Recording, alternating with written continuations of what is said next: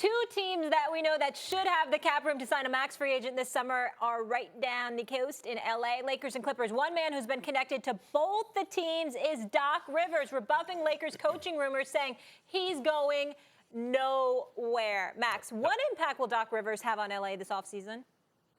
You know, it's interesting because Stephen A. brought this up as it relates to D'Angelo Russell with the Nets, and how it may indicate some kind of a sea change in terms of what's been the heritage franchise. Every town has the heritage franchise and the clown franchise, right? But the Nets have never really been in New York since they were in the ABA, and they were on Long Island with Dr. J winning the ABA title. But since they've been in the NBA, they've been in Jersey. The Knicks have run unopposed in their history in New York, which is one of the reasons when you have a monopoly on the town, you can stink for so long and still sell tickets. Stuff might be changing with the Nets, as Stephen A., you pointed out earlier. And maybe that's happening in L.A. too. You know, people thought for a minute, is there that window with Lob City when they got CP3, when the leagues blocked them from going to L.A., and they got CP3 with Blake and DeAndre? There's a window for them to really make inroads in the Lakers. Didn't really happen. Maybe they made some inroads, but as bad as the Lakers were, didn't really happen. But that's because we could kind of smell it. The ceiling's not a championship with that team, not quite.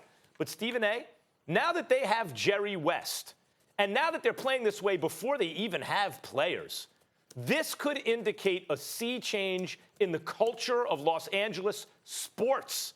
It could. It's not necessarily the case if they get it together in L.A., but this puts real pressure on the Lakers to be good right now. Like next season, they better make the playoffs. They got to start making a run at a championship, because if 10, 15 years go by and you haven't been to a finals, and the team that shares your building presently winds up winning a championship or two in that time, well, they're going to create a lot of young fans who are Clippers fans. This represents a real kind of change in the direction of LA sports right now, in just the way you brought up that the Nets are starting to change things in New York.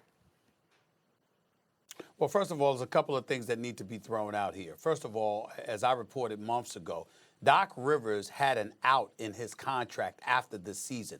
That's why the Laker rumors were percolating, because the fact of the matter is he had the freedom to get out of his contract and walk away. And if the opportunity was there to coach LeBron and the Los Angeles Lakers, that's something that obviously Magic Johnson would have entertained, and he could have taken that. But considering the direction that the Lakers look to be going in, and the direction he has the Clippers going in, with the Rough Riders he has on his squad, you just can't say enough about the job that he is doing this year. He's a Coach of the Year candidate. He's won 62% of his games as a coach in the 6 years in Los Angeles. He's doing a phenomenal job, arguably the best coaching job of his career. So we throw that out there. You also understand that his performance as a coach this year has debunked all the noise that was made upon Chris Paul walking out the door.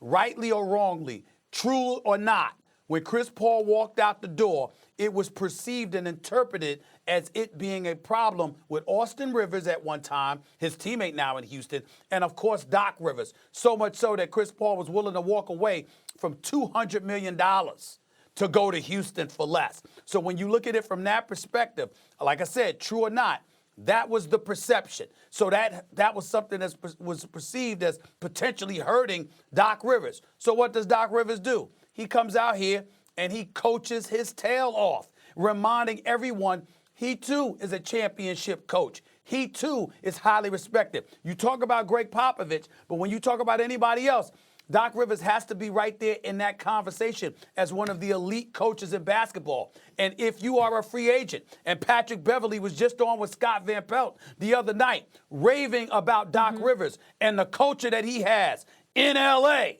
excuse me, that's the kind of thing that free agents want to hear. This is a great day for the Clippers. It's a great day for Doc Rivers.